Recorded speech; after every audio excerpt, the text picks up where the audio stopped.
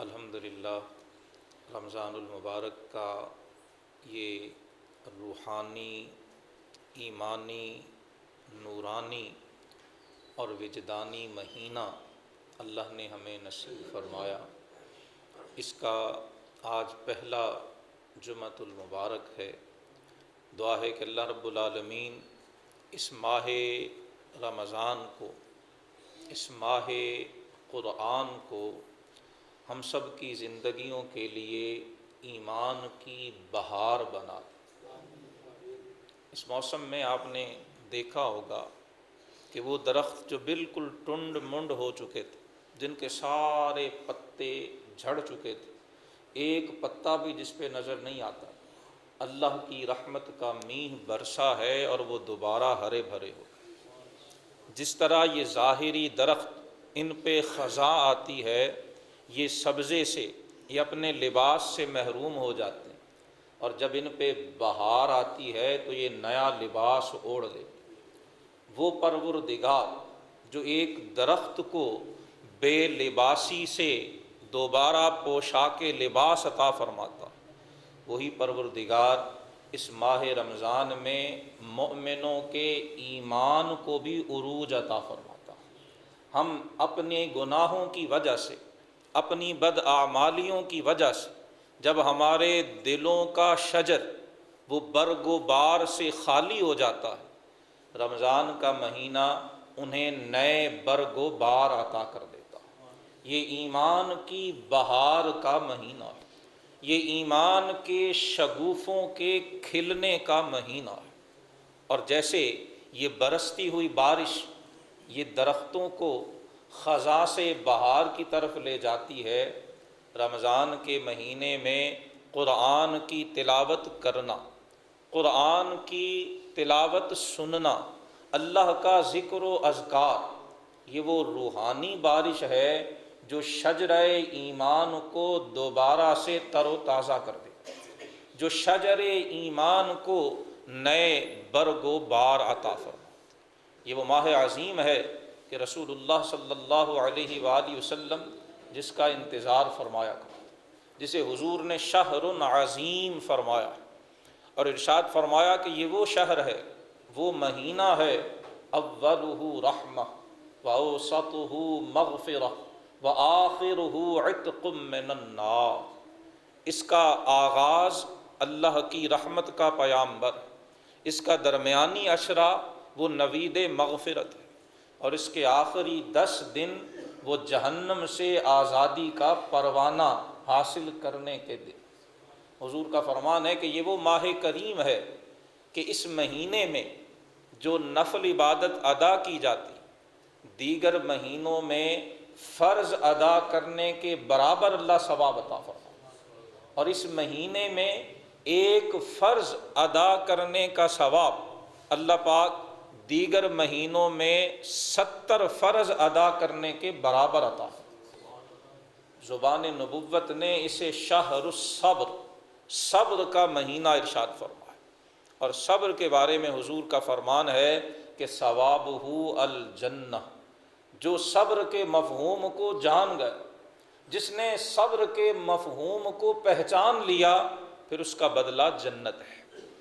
حضور فرماتے ہیں شہر المواسات، یہ ماہ کریم یہ غم گساری کا مہینہ، یہ دوسروں کا دکھ درد بانٹنے کا مہینہ۔ جتنا ہم سے ہو سکے ہمیں دوسروں کی ضروریات، ان کی حاجتوں کو پورا کرنے کی کوشش کرنی چاہیے۔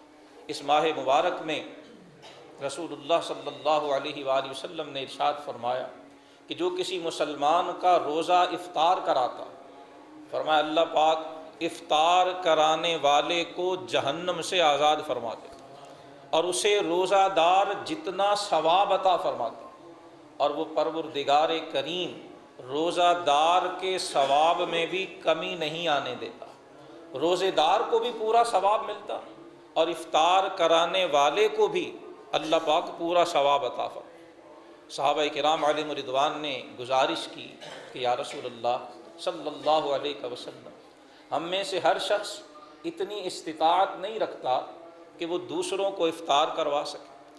آپ نے فرمایا کہ میرے صحابہ، اگر تم ایک گھونٹ دودھ کے ساتھ، ایک گھونٹ پانی یا ایک کھجور کے ساتھ بھی کسی کا روزہ افطار کراتے ہو، اللہ تمہیں بھی یہی اجر و ثواب عطا فرمائے۔ یہ جملہ نبویہ یہ ہماری رہنمائی کرتا ہے کہ اللہ کے ہاں مقدار نہیں بلکہ معیار اہم ہوا کرتا ہے۔ چھوٹی سی نیکی، تھوڑی سی نیکی بھی اگر اخلاص قلب کے ساتھ ہو، خلوص نیت کے ساتھ ہو، تو وہ رضائے الہی کے حصول کی ضامن بن جایا کرتا۔ آپ صلی اللہ علیہ وسلم نے اس مہینے میں استغفار کی کثرت کرنے، لا الہ الا اللہ کی کثرت کرنے کی تلقین فرمایا دو باتیں جن سے تمہیں کوئی چھٹکارا نہیں ہے، وہ جنت کا سوال کرنا اور جہنم سے پناہ مانگنا،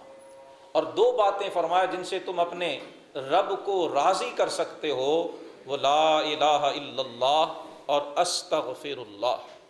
کوشش فرمائیں کہ یہ سنہری لمحات جو اللہ نے ہمیں نصیب فرمائے، یہ قیمتی گھڑیاں، یہ زرعی گھڑیاں جو اللہ نے ہمیں عطا فرمائی ہیں، یہ فضول بحثوں میں نہ گزرے، یہ سیاسی گفتگو میں ضائع نہ ہو جائیں، یہ چغلی اور غیبت کے اندر، یہ فضولیات کے اندر ضائع نہ ہوں، بلکہ یہ ہم یوں استعمال کریں کہ روز آخرت یہ ایک ایک گھڑی ہمیں ہمارے نام عمل میں نیکیوں کے اندر نصیب ہو۔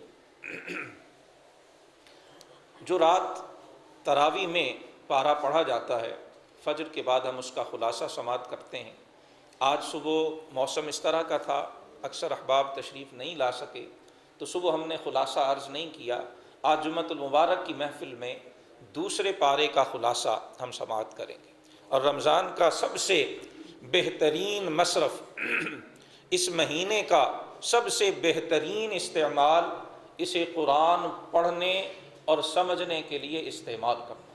قرآن نے اس کا تعارف ہی شہر رمضان الذی انزل فیہ القرآن، یعنی قرآن حکیم اس مہینے کا تعارف ہی قرآن کی نسبت سے کرواتا۔ اللہ پاک ہمیں اس نسبت کا شعور نصیب فرمائے۔ دوسرے پارے کا آغاز سورہ بقرہ کی آیہ نمبر 142 سے ہوتا ہے، اور اس پہلے رکوع میں تحویل قبلہ کا واقعہ، اس پر یہودیوں کے اعتراضات اور اللہ تعالیٰ کی طرف سے جو جواب ہے وہ اس پہلے رکوع میں ارشاد فرمایا۔ رسول اللہ صلی اللہ علیہ وآلہ وسلم جب ہجرت فرما کر مدینہ شریف تشریف لائے تو ابتدا میں آپ بیت المقدس کی طرف رخ کر کے نماز ادا فرمایا کرتے۔ آپ کے دل میں یہ خواہش تھی کہ اللہ پاک کی طرف سے حکم نازل ہو اور ہم بیت اللہ کو، خانہ کعبہ کو اپنا قبلہ بنائیں، جو ابراہیم علیہ السلام کی تعمیر۔ اور بعض اوقات آپ انتظار وحی میں چہرہ انور اٹھا کر آسمان کی طرف بھی دیکھا کرتے۔ اللہ پاک نے اپنے حبیب صلی اللہ علیہ وسلم کی اس ادا کو سورہ بقرہ کی آیہ نمبر 144 میں ذکر فرمایا کہ قد نرا تقلب وجہک فی السماء، ہم آپ کا اپنے چہرے کو آسمانوں کی طرف اٹھانا ہم اسے دیکھ رہے ہیں، اور ہم آپ کو اس قبلے کی طرف پھیر دیں گے جو آپ کو پسند ہے۔ فَوَلِّ وَجْهَكَ شَطْرَ الْمَسْجِدِ الْحَرَامِ، آپ اپنے چہرے کو مسجد حرام کی طرف پھیر دیجیے۔ وَحَيْثُ مَا كُنْتُمْ فَوَلُّوا وُجُوهَكُمْ شَطْرَهُ، اہل ایمان تم جہاں کہیں بھی ہو، مشرق یا مغرب، شمال یا جنوب میں، آسمان کی وسعتوں یا زمین کی گہرائیوں میں، جہاں بھی ہو تم اپنے چہرے مسجد حرام کی طرف پھیر۔ مفسرین فرماتے ہیں کہ یہ نماز ظہر کا وقت تھا، رسول اللہ صلی اللہ علیہ وآلہ وسلم مسجد قبلتین میں موجود تھے۔ جب یہ آیت نازل ہوئی، دوسری رکعت میں رسول اللہ صلی اللہ علیہ وآلہ وسلم نے چہرہ انور مسجد اقصی جو بیت المقدس ہے وہاں سے موڑ کے مسجد حرام کی طرف کر، اور صحابہ کرام نے بھی بغیر کوئی سوال کیے، بغیر کوئی بات پوچھے، جب رسول اللہ کو چہرہ موڑتے ہوئے دیکھا صحابہ نے بھی چہرہ موڑ دیا۔ اور قرآن حکیم نے اس کی حکمت ہی یہی ذکر فرمائی کہ ہم جو پہلے والا قبلہ تھا یعنی بیت المقدس اسے تبدیل کر کے خانہ کعبہ کو قبلہ بنایا ہی اس لیے گیا تاکہ اللہ پاک اس بات کو واضح کر دے کہ کون ہے من یتبع الرسول، کون ہے جو رسول اللہ کی پیروی کرتا ہے، کون ہے جو رسول اللہ کو رخ موڑتے ہوئے دیکھتا ہے اور پھر سوال کیے بغیر، تفصیل جانے بغیر، چونکہ رسول اللہ نے چہرہ موڑ لیا، اب جو بیت المقدس کو چھوڑ کے رسول اللہ کے پیچھے میں بیت اللہ العظیم خانہ کعبہ کی طرف رخ موڑے گا وہی کامیاب ہوگا۔ فرمایا اتباع رسول کو اجاگر کرنے کے لیے، یہ نقطہ قیامت تک آنے والے مسلمانوں کو سمجھانے کے لیے کہ تمہاری کامیابی محمد مصطفیٰ کی اتباع میں ہے، تمہاری فوز و فلاح دنیا اور آخرت کی نجات محمد مصطفیٰ کے نقش قدم پر چلنے میں ہے۔ جو چلے گا وہی کامیاب ہوگا، اور جو اٹکا رہے گا عقل کو رکاوٹ بنا کے، منطق کو رکاوٹ بنا کے، اپنے حالات کا رونا رو کے محمد الرسول اللہ کے نقش قدم پر چلنے سے احتراز کرے گا، وہ راہ راست سے بھٹک جائے گا۔ یہودیوں کے بارے میں بتایا گیا کہ وہ بخوبی جانتے ہیں کہ رسول اللہ صلی اللہ علیہ وآلہ وسلم نبی برحق ہیں اور آپ نے خانہ کعبہ کی طرف منہ کرنا ہے۔ ان کی کتابوں میں بھی بتا دیا گیا کہ آپ امام القبلتین ہیں، آپ مسجد حرام کی طرف بھی رخ کر کے نماز ادا فرمائیں گے اور مسجد اقصیٰ کی طرف بھی، بیت المقدس کی طرف بھی۔ وہ جانتے بوجھتے ضد اور ہٹ دھرمی کی وجہ سے ایمان قبول نہیں کرتے۔ مفسرین لکھتے ہیں کہ اس میں ایک حکمت جو خانہ کعبہ کو قبلہ بنانے میں ہے وہ یہ اعلان بھی تھا کہ اب قیامت تک کے لیے امامت اور رہنمائی کا منصب اللہ تعالیٰ نے یہودیوں سے، جو بیت المقدس کو قبلہ بنانے والے ہیں، ان سے واپس لے کر یہ اللہ نے امت مسلمہ کو عطا فرما دیا ہے۔ دوسرے رکوع میں بھی اسی حوالے سے وضاحت کی گئی کہ مشرق و مغرب ساری جہتیں اللہ ہی کے لیے ہیں، اصل مقصود اللہ کے حکم کی فرما برداری ہے۔ جب حکم الہی تھا مسلمانوں نے بیت المقدس کی طرف رخ کر کے نمازیں ادا کی، اور جب اللہ کا حکم ہوا تو انہوں نے بیت اللہ کی طرف رخ کر کے نماز ادا کرنا شروع کر دی۔ مسلمان کے لیے اصل چیز وہ حکم الہی۔ تیسرے رکوع کا آغاز اس اہم حکم سے ہوتا ہے کہ زندگی کے معاملات میں صبر اور نماز کے ذریعے مدد طلب کرو۔ جب بھی تمہیں کوئی مشکل، پریشانی، مصیبت کا سامنا ہو، کسی آفت کا سامنا ہو، مومن کو دو ہتھیار سورہ بقرہ کی آیہ نمبر 153 میں عطا فرمائے، ایک صبر اور دوسرا صلاح۔ مشکل اور مصیبت کو، تنگ حالات کو صبر کے ساتھ برداشت کرنا، اور جب دیکھے کہ معاملہ برداشت سے باہر ہو رہا ہے تو پھر اللہ اکبر کہہ کر اپنے مولا کے حضور حاضر ہو جا، پھر سجدے میں سر رکھ کے اپنے دل کا سارا بوجھ اپنے رب کی بارگاہ میں پیش کر دے۔ وہ کریم، وہ حلال المشکلات، وہ ان اللہ علی کل شیء قدیر کی شانوں کا مالک، وہ سارے دلوں کے بوجھ ہلکے کر دے گا۔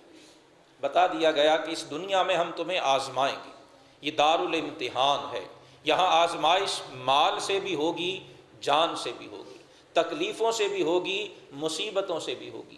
کامیاب وہی ہیں جن کے لبوں پر مشکل، مصیبت اور آزمائش کے وقت انا للہ و انا الیہ راجعون کے کلمات ہوتے۔ صفا و مروہ کا ذکر آیہ نمبر 158 میں کیا گیا، انہیں اللہ کی نشانی قرار دیا گیا، اور اس نشانی میں بھی دراصل ہمیں یہ سمجھانا مقصود ہے کہ جب سیدہ ہاجرہ نے اللہ کے حکم پر اپنا گھر بار چھوڑا، اپنے سرتاج سے جدائی برداشت کی، ایک ریگستان میں تنے تنہا ایک خاتون اپنے شیر خوار بچے کے ساتھ جب اللہ کے حکم پہ ٹھہری رہی، اللہ کی بندی نے جب توکل علی اللہ کا حق ادا کر دیا تو اللہ نے بھی شان بندہ نوازی کا جلوہ دکھا دیا۔ فرمایا پھر ہم نے اپنی اس بندی کے لیے جس نے ہماری ذات پہ بھروسہ کرنے کا حق ادا کر دیا، ہم نے ریگستان سے چشمہ پھوڑ کر بتا دیا کہ جو ہماری راہ اختیار کرتا ہے، جو ہم پہ بھروسہ کرتا ہے، ہم کبھی اسے بے آسرا نہیں چھوڑا کرتے۔ ہم تو صحراؤں میں بھی چشمے نکالنے کی قدرت رکھتے ہیں، ہم تو خزاں کو بہار میں تبدیل کرنے کی طاقت رکھتے ہیں، ہم رات کو دن میں بدلنے کی قدرت رکھتے ہیں، تم ہم پہ بھروسہ کر کے تو دیکھو۔ ہماری بدقسمتی یہ ہو رہی ہے کہ ہم رب کی ذات پہ بھروسہ نہیں کر پا رہے۔ قرآن صفا و مروہ کو اللہ کی نشانی قرار دے کر ہمیں متوجہ کر رہا ہے۔ یہ جو سعی عمرہ اور حج میں رکھی گئی، اس سعی میں بھی ہماری توجہ تو چکروں کی طرف ہوتی ہے، اصل پیغام ہم بھول جاتے ہیں۔ قدرت ہمیں یاد دلا رہی ہے کہ یہاں میری ایک بندی نے مجھ پہ بھروسہ کیا تھا، اسی بھروسے کے نتیجے میں میں نے یہ زمزم کا چشمہ دیا۔ تم نے سعی تو کی، ذرا دل ٹٹول کے دیکھو کبھی اپنے رب پہ بھروسہ بھی کیا؟ ہمارا بھروسہ ہمارے ظاہری وسائل پہ ہو گیا، اپنے کاروبار پہ، اپنی دولت پہ، اپنے سوشل کانٹیکٹس پہ، اپنے دنیاوی معاملات پر۔ اس آنکھ سے جو نظر آتا ہے ہم اس پہ بھروسہ کرنے کے عادی ہوتے چلے جا رہے ہیں۔ اور قرآن ان الصفا والمروۃ من شعائر اللہ یہ فرما کے ہمیں متوجہ کر رہا ہے کہ اس آنکھ سے جو نظر نہیں آتا کبھی اس پہ بھی بھروسہ کر کے دیکھو۔ سورہ بقرہ کے 20ویں رکوع اور سورہ دوسرے پارے کے 4تھے رکوع کا آغاز اللہ کی قدرت کی نشانیوں سے کیا جا رہا ہے۔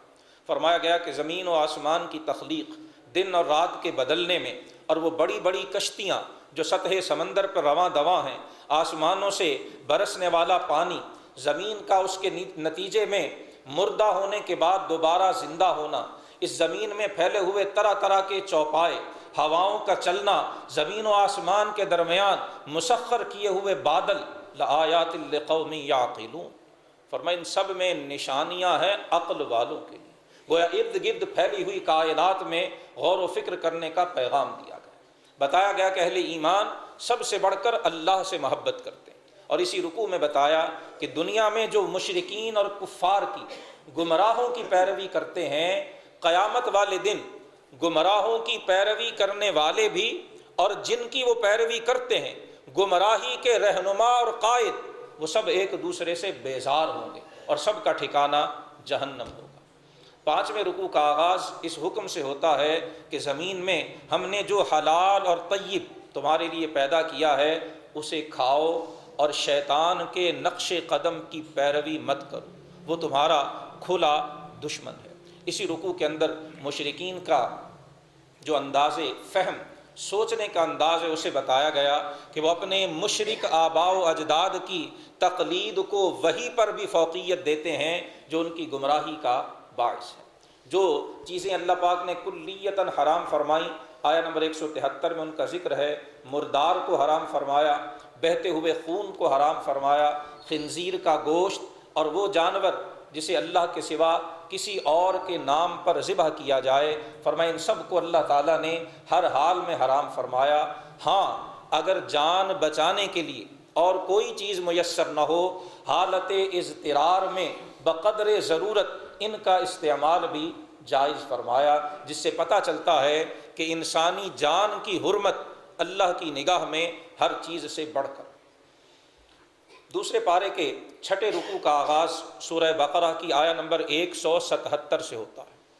قرآن حکیم کی وہ آیات جو دین کو بڑے جامع انداز سے بیان کرتی ہیں، ان میں سے ایک یہ آیا نمبر 177 بھی ہے۔ اس میں بتا دیا گیا، اور یہ آخری آیت ہے جس میں تحویل قبلہ کے حوالے سے گفتگو کی جا رہی۔ یہودی اعتراض کرتے تھے، منافق پراپیگنڈا کرتے تھے کہ کبھی بیت المقدس کو قبلہ بنایا جاتا ہے، کبھی بیت اللہ کو قبلہ بنایا جا رہا ہے۔ یہ دین ہے، یہ عبادت ہے، یا یہ کھیل تماشا؟ یہودیوں اور منافقین کے اس پراپیگنڈے کے جواب میں فرما دیا گیا کہ کسی جہت، کسی سمت کی طرف رخ کرنا کمال نیکی اس کا نام نہیں ہے۔ کمال نیکی اللہ کی مکمل فرما برداری کا نام۔ کسی جہت یا سمت کا تقرر یہ تو صرف اور صرف عبادت میں وحدت پیدا کرنے کی، اتفاق اور اتحاد کے لیے کیا جاتا ہے۔ اصل مقصود اللہ کی فرما برداری، عقائد میں بھی، اعمال میں بھی اور اخلاق میں بھی۔ اس ایک آیت میں تینوں چیزوں کو تفصیل سے ذکر کیا گیا۔ عقائد میں بھی اللہ کے حکم کی پیروی، اعمال میں بھی اللہ کے حکم کی پیروی اور اخلاق میں بھی اللہ کے حکم کی پیروی، جن کے اندر یہ چیزیں پائی جاتی ہیں انہیں پھر یہ سند دی گئی اولئک الذین صدقوا واولئک هم المتقون۔ جن اعمال کا خصوصاً یہاں اس آیت میں ذکر کیا گیا ان میں سر فہرست نماز قائم کرنا، زکوٰۃ ادا کرنا، اپنے وعدے کو پورا کرنا، اور تنگی اور آسانی، تکلیف اور آرام، ہر حال میں صبر کرنا، اور خصوصاً سختی کے موقع پر، اگر جنگ کا موقع ہو اس موقع پر صبر کا دامن تھامے رکھنا، یہ اعمال خصوصاً اس آیت میں بیان ہوئے، اور پھر ان پر کاربند رہنے والوں کو اللہ نے سچے ہونے اور متقی ہونے کی سند عطا فرمائی۔ آیت نمبر 178 میں قصاص کا حکم ذکر کیا گیا کہ اگر کوئی کسی کو قتل کر دے تو قاتل کو مقتول کے بدلے میں قتل کیا جائے گا۔ ہاں اگر ورثاء دیت لینے پہ آمادہ ہوں تو پھر دیت ادا کر کے قاتل مرنے سے، موت سے بچ سکتا ہے۔ بہرحال قصاص ہو یا دیت ہو، احسان کو معروف طریقے سے دین کی بتائی ہوئی تعلیمات کو پیش نظر رکھنے کی تلقین فرمائی۔ اور آیت نمبر 179 میں قرآن حکیم نے وہ جملہ ارشاد فرمایا جسے عربی ادب کے ماہرین آج بھی کہتے ہیں کہ قرآن کے جو جملے بلاغت کا شاہکار ہیں ان میں سے ایک جملہ یہ فرمایا، تمہارے لیے قصاص میں زندگی رکھ دی گئی اے عقل والو تاکہ تم پرہیزگاری اختیار کر سکو۔ قصاص میں زندگی کیا ہے؟ جس معاشرے میں قاتل کو سزا ملتی ہے وہاں قتل کی وارداتیں کم ہو جاتی، اور جس معاشرے میں قاتل کا ہاتھ روکنے والا کوئی نہیں ہوتا، جہاں قاتل کو تختہ دار پہ لٹکایا نہیں جاتا، وہاں انسانی جان کی حرمت پامال ہوتی۔ آج ہم پاکستانی معاشرے میں اس جرم کی سزا بھگت رہے ہیں۔ ہمارے ہاں قصاص کا قانون صحیح طریقے سے اس پہ عمل نہیں ہوتا، قاتل کا ہاتھ پکڑا نہیں جاتا، سزا نہیں ملتی، اور نتیجہ یہ ہے کہ ہمارے وطن کی گلیوں میں خون بہتا رہتا۔ قرآن بتا رہا ہے کہ اگر اس بہتے خون کو روکنا چاہتے ہو تو قرآن کے ایک نظام قصاص اور قانون قصاص پر عمل کو یقینی بناؤ۔ دوسرے پارے کے 7ویں رکوع میں رمضان المبارک اور روزوں کی فرضیت کا ذکر ہے، روزے کے احکام ذکر کیے گئے، مسافر اور مریض کو روزہ نہ رکھنے کی رخصت کا بیان کیا گیا، لیکن بعد میں فرمایا ان تصوموا خیر لکم، اگر مسافر اور مریض بھی روزہ رکھ لیں تو یہ ان کے لیے زیادہ بہتر ہے۔ بتایا کہ اللہ جو بھی احکام ارشاد فرماتا ہے اس سے مقصود ہماری آسانی اور سہولت ہے، ہماری تنگی مقصود نہیں ہے۔ ابتدائے رمضان میں آغاز میں جب روزے فرض ہوئے، رات کے وقت بھی اپنی اہلیہ کے ساتھ جنابت حرام اور ناجائز تھی، اس کی رخصت اسی رکوع کے اندر دی گئی، اور رات کے وقت اپنے حقوق ازدواجی کی ادائیگی کی اجازت مرحمت فرما کے اللہ نے اسے بھی اپنا فضل، اپنا کرم ارشاد فرمایا۔ سحری کی حد، روزہ کب بند ہوگا، اسے بھی اسی رکوع کے اندر ذکر کر کے بتایا کہ جب سفید دھاگا یعنی صبح کا اجالا سیاہ دھاگے سے یعنی رات کی تاریکی سے علیحدہ ہو جائے اس وقت کھانا پینا بند کر دیا کرو، اور پھر رات تک یعنی غروب آفتاب تک اپنے روزے کو پورا کیا کرو۔ اس سے اگلا رکوع 8واں رکوع ہے، اس میں چاند کے بارے میں صحابہ کے سوال کا ذکر ہے۔ صحابہ نے عرض کی تھی کہ یا رسول اللہ، چاند ابتدائی تاریخوں میں چھوٹا ہوتا ہے، پھر بڑھتا رہتا ہے، پھر چھوٹا ہونا شروع ہو جاتا ہے، اس میں کیا حکمت ہے؟ حکمت ذکر کی گئی کہ اس میں مواقیت للناس، یہ لوگوں کے تعیین اوقات کے لیے، وہ اپنے وعدوں کے اوقات، وہ اپنی عبادات کے اوقات، اور خصوصاً حج کی عبادت کا اس میں ذکر کیا گیا۔ فرمایا یہ چاند کا گھٹنا بڑھنا یہ ایک کیلنڈر بنانے کے لیے، ایک نظام اوقات ترتیب دینے کے لیے ہے، تاکہ انسان اپنے معاملات کو منظم اور بہتر طریقے سے ادا کر سکے۔ مشرکین حرمت والے مہینوں کی توہین کرتے تھے، اس میں ان کی خلاف ورزی کرتے تھے، اس کا تذکرہ اس رکوع میں کیا گیا کہ اگر وہ حرمت والے مہینوں کی جو ادب ہے اور احترام ہے اس پہ آمادہ نہیں ہے، اگر وہ تجاوز کرتے ہیں حد سے، تو پھر ان کا مقابلہ کیا جائے۔ حج کے چند احکام اس رکوع میں بھی اور اس سے اگلے رکوع میں بھی ذکر کیے گئے۔ حج کے دوران مشرکین نے جو غلط رسمیں اپنے اندر شروع کی ہوئی تھیں ان کا ازالہ اور ان کی تردید کر دی گئی۔ 10ویں رکوع کا آغاز اس حکم سے ہوتا ہے کہ بنی اسرائیل سے پوچھئے تو صحیح کہ ہم نے انہیں کتنی نعمتیں عطا فرمائی اور ان نعمتوں کا انہوں نے جواب کیا دیا۔ ہمیں یہ بتایا اور سمجھایا جا رہا ہے کہ جیسے ہم نے بنی اسرائیل پہ نعمتیں کی، ہم نے تمہیں بھی نعمتیں بخشی ہیں۔ اگر تم ان نعمتوں کی ناشکری کرو گے، ان نعمتوں کو حاصل کرنے کے بعد، ان سے فائدہ اٹھانے کے بعد بجائے شکر کے ناشکری کی راہ اختیار کرو گے تو پھر تمہارا انجام بھی بنی اسرائیل سے مختلف نہیں ہوگا۔ بتایا کہ جو اللہ کی نعمت کو تبدیل کرتا ہے، ناشکری کرتا ہے، فإن اللہ شدید العقاب، پھر اللہ تعالیٰ سخت سزا دینے والا۔ 11ویں رکوع میں بھی جو حرمت والے مہینے ہیں ان کا تذکرہ کیا گیا ہے، مشرک مردوں اور مشرک عورتوں سے نکاح کو منع کیا گیا، اور قرآن حکیم نے یہاں بھی ہمیں متوجہ کیا کہ جو مومن عورت ہے وہ مشرکہ سے بہت بہتر ہے، بھلے مشرکہ عورت دیکھنے میں تمہیں کتنی ہی خوبصورت کیوں نہ لگے، اور مومن مرد بھلے وہ غلام ہی کیوں نہ ہو، وہ مشرک مرد سے بہت بہتر ہے، بھلے وہ مشرک تمہیں دیکھنے میں کتنا ہی اچھا اور خوبصورت کیوں نہ لگے۔ گویا یہ بتایا جا رہا ہے کہ ایک وہ چیز ہے جو تم اس آنکھ سے دیکھتے ہو، ایک وہ نتیجہ ہے جو تم اپنی عقل سے حاصل کرتے ہو، اور ایک وہ چیز ہے جو نگاہ قدرت دیکھتی ہے، ایک وہ نتیجہ ہے جو اللہ کی ذات ملاحظہ فرما رہی ہے۔ اللہ کا دیکھنا تمہارے دیکھنے سے بہت بہتر ہے، اور اللہ سبحانہ و تعالیٰ کا نتیجہ اور فیصلہ تمہارے نتائج اور فیصلوں سے بہت بہتر ہے۔ 12ویں رکوع میں حیض کے احکام ذکر کیے گئے، اور حیض کے دوران اپنی اہلیہ سے دور رہنے اور جو ازدواجی تعلق ہے اس سے علیحدہ رہنے کا حکم اسی رکوع کے اندر ارشاد فرمایا گیا۔ طلاق کے احکام اسی رکوع کی آیہ نمبر 228 سے شروع ہوتے ہیں، اور 228 سے لے کر اگلا جو 12واں رکوع ہے، 13واں رکوع، اس میں تفصیل کے ساتھ طلاق کے احکام ذکر کیے گئے۔ شریعت مطہرہ میں طلاق کی حد 3 ہے، 3 بار جب طلاق دے دی جائے اس کے بعد بیوی کے ساتھ رجوع کرنا یا دوبارہ نکاح بھی حلال نہیں ہے۔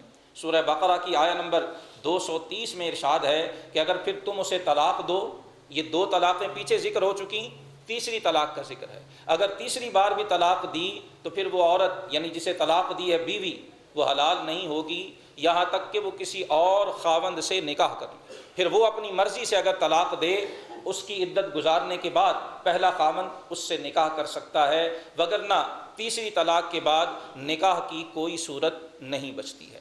اس سے یہ بھی پتہ چلتا ہے کہ دین صرف روزے اور نماز کے احکام کا نام نہیں ہے، طلاق اور نکاح کے احکام قرآن حکیم نے بڑی تفصیل سے ذکر کیے ہیں۔ آج بدقسمتی سے ہم من حیث المعاشرہ ان احکام سے دور ہوتے جا رہے ہیں، اور جہاں اس آیت کا اختتام فرمایا، ارشاد فرمایا وَلَا تَتَّخِذُوا آیَاتِ اللَّهِ هُزُوًا، فرمایا اللہ کی نشانیوں کو مذاق نہ بناؤ۔ طلاق کے احکام ذکر کر کے بار بار فرمایا تلک حدود اللہ، یہ اللہ کی حدیں ہیں، اگر تم احکام الہی کو مذاق بناؤ گے تو اس کا نتیجہ اچھا نہیں ہوگا۔ مذاق بنانا کیا ہے؟ انہیں کوئی اہمیت ہی نہ دینا، طلاقیں دیتے چلے جانا اور پھر اس کو چھپاتے چلے جانا، 3 دینے کے بعد کوئی نیا فتویٰ کہیں سے جا کے لے لینا، یہ تو ایک ہی ہوئی ہے، پھر 3 دے دینا، پھر دوبارہ لے لینا کہ یہ تو ایک ہی ہوئی ہے، یہ سارا مذاق بنانا ہے۔ قرآن منع کر رہا ہے اللہ کی آیتوں کو مذاق مت بناؤ۔ واتقوا اللہ، اللہ سے ڈرو، واعلموا ان اللہ بکل شیء علیم۔ جہاں مسائل طلاق کا جو 13واں رکوع ختم ہو رہا ہے، طلاق کی تفصیلات بیان کی گئیں، آخر میں فرمایا اللہ سے ڈرو اور جان لو اللہ ہر چیز کو جاننے والا۔ آج ہم سمجھتے ہیں کہ ہم میاں بیوی بیڈ روم میں علیحدہ تھے، میں نے طلاق دی کسی کو پتہ ہی نہیں چلا۔ کاش یہ سمجھنے والا قرآن کی اس آیت کو تو پڑھ لے۔ اللہ فرماتا ہے ان اللہ بکل شیء علیم، تمہارے بیڈ روم کے باہر کسی کو پتہ نہیں چلا، مفتی صاحب کو اصل صورتحال نہیں بتائی، عالم دین کے سامنے اصل صورت رکھی نہیں، لیکن یاد رکھنا اللہ ہر چیز کو جاننے والا ہے۔ اگر تم اللہ کے حکم کی خلاف ورزی کرو گے اس کی نحوست سے اور سزا سے کبھی بھی بچ نہیں پاؤ گے۔ 14ویں رکوع کے اندر رضاعت کے مسائل بیان ہوئے، عدت کے مسائل ذکر کیے گئے۔ 14ویں اور 15ویں رکوع میں بیوہ کی عدت، مطلقہ کی عدت بھی انہی آیات میں بیان ہوئی، اور جو بیوہ کی عدت ہے 4 ماہ 10 دن، وہ بھی انہی آیات کے اندر بیان کی گئی۔ ابتدا میں بیوہ کی عدت 1 سال تھی، پھر اسے منسوخ فرما کے 4 ماہ اور 10 دن کر دیا گیا۔ دوسرے پارے کے 15ویں اور 16ویں رکوع میں بنی اسرائیل کے چند واقعات ذکر کیے گئے ہیں۔ خاص طور پر حضرت طالوت علیہ السلام کا واقعہ ذکر کیا گیا۔ قوم نے، بنی اسرائیل نے اپنے دور کے نبی سے ایک قائد، ایک سیاسی رہنما مقرر کرنے کی درخواست کی تاکہ وہ دشمنوں اور مشرکوں کے خلاف جہاد کر سکیں۔ اللہ تعالیٰ نے وحی بھیجی، حضرت طالوت کو ان کا لیڈر اور ان کا سردار مقرر کر دیا گیا۔ قوم کو ماننے سے انکار ہوا، انہیں اس میں شک ہوا، وہ کہنے لگے کہ طالوت کیسے ہمارا سردار بن سکتا ہے، اس کے پاس تو دولت کا ڈھیر نہیں ہے، وہ تو مالدار نہیں ہے۔ بتایا گیا کہ سرداری کے فیصلے اللہ کیا کرتا ہے، یہ صرف دولت کی وجہ سے نہیں ملا کرتے۔ حضرت طالوت نے اللہ کے حکم سے جب لشکر کشی فرمائی، اللہ پاک نے ایک نہر کے ذریعے انہیں آزمایا۔ دوسرے پارے کے آخری رکوع میں اس نہر کا ذکر ہے۔ نہر راستے میں آئی، لشکر کو پیاس لگی ہوئی تھی، مگر منع کر دیا گیا کہ کوئی اس نہر سے پانی نہ پیے۔ اکثر نے پانی پی لیا، بہت کم تھے جنہوں نے پانی نہیں پیا۔ جنہوں نے وہ پانی پیا ان پر دشمنوں کا رعب طاری ہو گیا، بزدلی چھا گئی، اور جب دشمن کا لشکر سامنے آیا تو وہ ہمت ہار بیٹھے اور کہنے لگے کہ ہم ان کا مقابلہ کیسے کریں گے۔ جنہوں نے پانی نہیں پیا تھا انہوں نے جب اس لشکر کو دیکھا تو اللہ کی بارگاہ میں دستے سوال دراز کر دیے، مولا ہمیں صبر عطا فرما اور ثابت قدمی عطا فرما۔ جب اللہ سے مدد مانگ کے اس کے حکم کی تعمیل میں وہ کھڑے ہوئے، اللہ پاک نے ان کی مدد فرمائی اور چھوٹے لشکر کو بڑے لشکر پر فتح عطا فرما دی۔ یہ اصول اسی سورہ بقرہ کی آیہ نمبر 257 میں ذکر کر دیا کہ کم من فئۃ قلیلۃ غلبت فئۃ کثیرۃ باذن اللہ۔